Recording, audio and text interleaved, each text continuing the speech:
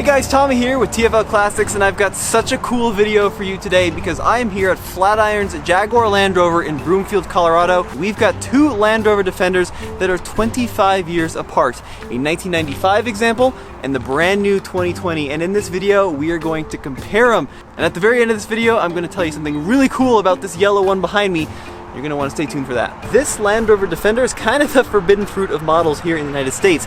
They were only sold for a few years in the mid-1990s, and then they went away completely for over 20 years until this new one showed up this year. And they're super different, but they share a common lineage. I mean, yes, they're both made out of largely aluminum components, but under the hood, they're completely different. Under the hood of the old yellow Defender is a 3.9 liter V8. It only developed about 182 horsepower, and this engine draws its roots all the way back to 1960 here in the US. This was actually a Buick engine, believe it or not. Not the most reliable unit out there. The all aluminum heads and block have a tendency to overheat, especially as they age, but definitely a cool piece of history.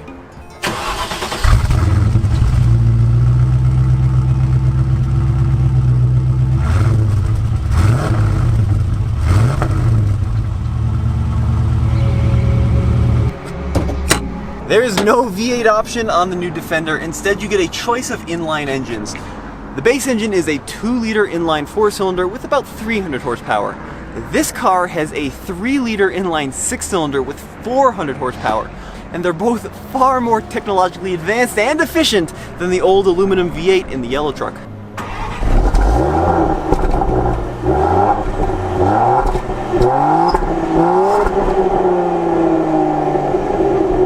And then we get to comfort and convenience, and they are a world apart, starting with the door handle. Of course, the old one uses a standard key, but take a look at how dinky this door handle is. It's a cutout in the door with a little metal rod. You lift it up, and it pops open, and the door, it's about 3 inches thick in general. The new one's got a modern comfort access key, so I simply put it in my pocket, come up to the vehicle, push the little button on the door, the car unlocks, and then I can gently and gracefully glide in. The door is significantly wider than 3 inches wide. The old Defender, it's pretty plastic fantastic in here. There's not a lot in terms of luxury. Everything is incredibly hard plastic. Everything is not exactly refined to use, but everything is extremely durable and super easy to wash out when you get this thing nice and muddy. Wow, this new Land Rover is so different on the inside than that old one. This has become a true luxury vehicle, but you'd kind of expect it to be at the price because I've got the Monroney right here. This one is a first edition vehicle, and take a look at the final MSRP. $80,709, and that's with the adventure package, the window tint, and then a clear mask they added on. But even without the adventure package, this car comes in at 74 grand, so they've gotten quite expensive. Almost every Defender sold in the US in the mid-90s had a manual transmission. There was an automatic option, but it was super rare, and this manual is brilliant. It's a 5-speed, super short throws, and I love the way they've incorporated the handbrake just jutting out of the middle of the truck. Push the button, slide it forward, pull it up. That's all you need. There is no manual transmission option on the new Defender. Instead, you get an 8-speed automatic on both engines. You've got this electronic shifter, which juts out of the dash. I like this design a lot, but you pull the little trigger into drive, forward into reverse, and then that little button there for park. The Defender had full-time 4-wheel drive even back in 1994, but this is the control for the transfer case. So I've got a high range, a neutral, and a low range, and a center differential lock, which I engage by moving that whole lever to the left. There is no longer a big old school lever to go into low range on the new Defender. Instead, you put the vehicle into neutral, and then you push the low button. And that's it, now you're in low range, but it goes way beyond that because check this out. If I push this little button here by the climate control, I can engage these terrain modes. And this is the Defender party trick. I have a huge amount of adjustability, which will set this vehicle up for just about every kind of off-road terrain you could imagine. The overall dash design is one of the big similarities on the inside between the old and the new Defender, and on this old one we've got a ton of areas over here for storage. That's a really nice touch, but it also means that this vehicle has no airbags. That is one of the big reasons it left the US in the late 90s. However, abroad, they kept building Defenders all the way up until 2016, so we missed out on a lot of years of fun Land Rovering off-roading experiences. Now, like I said, the dash design is pretty similar between the two. You've got this inset panel here with a large storage area. However, it is interrupted in the center here by the infotainment screen, but that is to be expected on a modern car, and if you look closely, it actually still continues behind the screen. In the center of the vehicle, you're not going to find a lot of comfort and conveniences. You get a clock, and you get a clock. That's pretty much the end of the comfort and convenience options. Okay, fine, you get a cigarette lighter, and check this out, a couple of fold-down cup holders. That's it. Of course, all the vehicle infotainment is controlled here in the center via this large, high-definition central screen. This looks so much better than some of the other Land Rovers I've driven recently. Super easy to use as well. And there's a huge number of off-road pages, so you know exactly what the vehicle is doing and how it's doing it as you go through all sorts of cool configurable pages, such as this wade sensor, and it'll tell you you can go through a maximum of 2.5 feet of water. Super cool to see.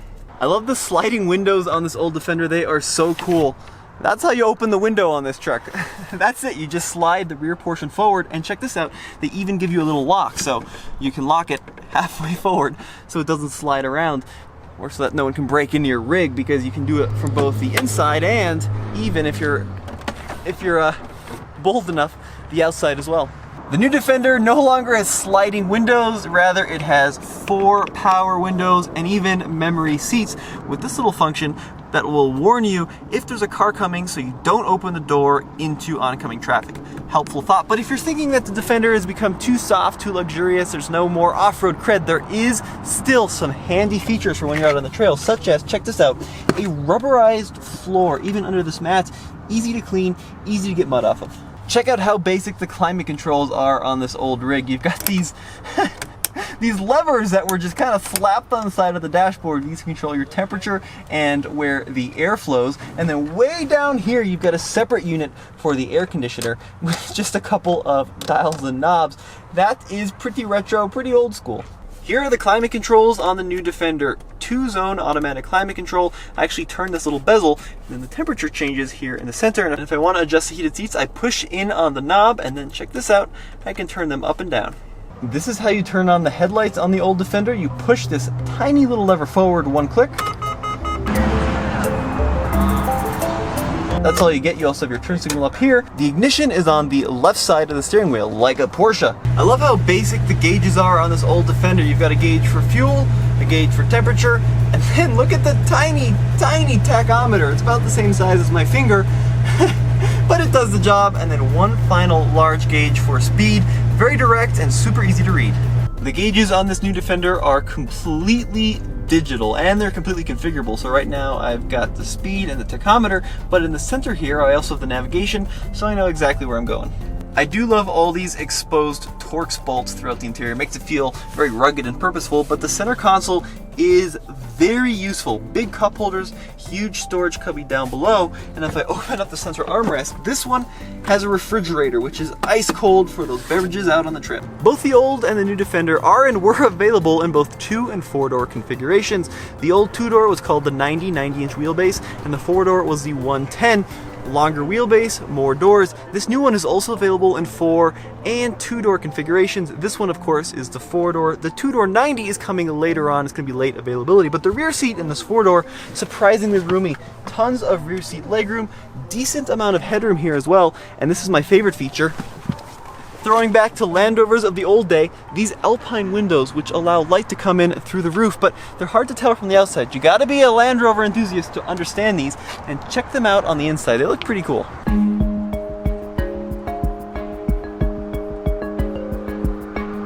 Both of these Land Rovers have the spare tire on the rear gate, which is a really cool touch. However, the trunk space has gotten a lot more usable in the new one than the old one. The new Defender also has a swing out rear gate, just like the old one, with the big old spare tire still mounted on the back. I love that.